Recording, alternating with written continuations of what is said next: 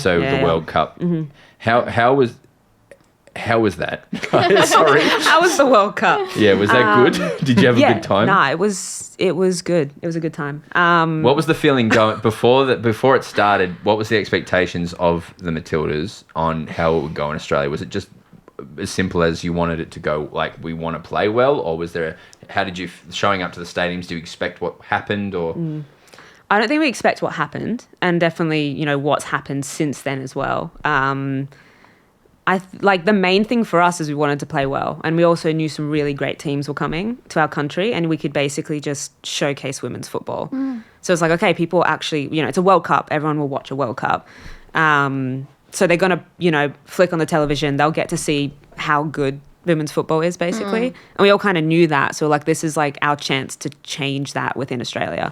Because, no one really cared before that. And, there's been, photos that get posted now of, a couple thousand coming to Matilda's games. And now it's they get sold out within 2 hours, which is ridiculous. So we didn't think that the craziness of what happened would happen. But, it was also performance-based, right? If we didn't make it all the way to the semi-finals and what happened, the dramatic quarterfinal, I don't think if those things happened where, the whole country was, watching, that it would have created this ripple effect. But, yeah, crazy to be part of that. And within that little bubble where we're all just, sitting back. We're doing what we've been doing for years. And now people are taking notice and it's going friggin' crazy. So... How was it that week, or the weeks of in that bubble, did you feel connected? Or was it just buses and hotels, or? A lot of buses and hotels. So yeah, there was a disconnect, and they did want to keep us a bit further away from all the noise. Personally, I wasn't on social media, so I didn't see all the extra crazy stuff that was going on. But yeah, I was kind of okay, we have these massive games.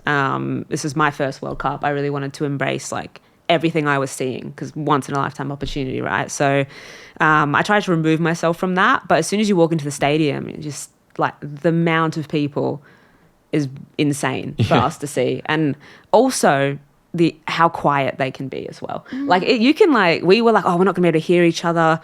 No, we could hear each other. It was kind of crazy. Australian fans, they don't understand soccer. The chanting. They don't quite get it yet. So it's it's very quiet, and they're all just sitting there watching, and then someone will start a Mexican wave. And so there were some times where I was on the bench and I was ooh. It's so quiet. So that was the one thing that was kind of interesting about it. But yeah, walking in the streets, we were getting spotted absolutely everywhere. You couldn't go anywhere. There was paparazzi showing up, which is the first time that any of us had been kind of shot, with our partners or friends or whatever.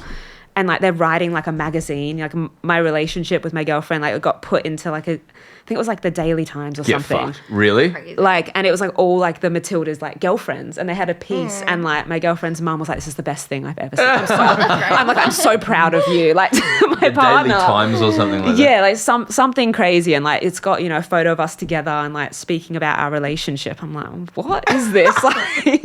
That must have been insane. Yeah, bizarre, absolutely bizarre. So there are full articles on our relationship now. I'm learning about her on these. It's oh, good to know that this is what you're into. Did they interview your partner or? No. Oh. No.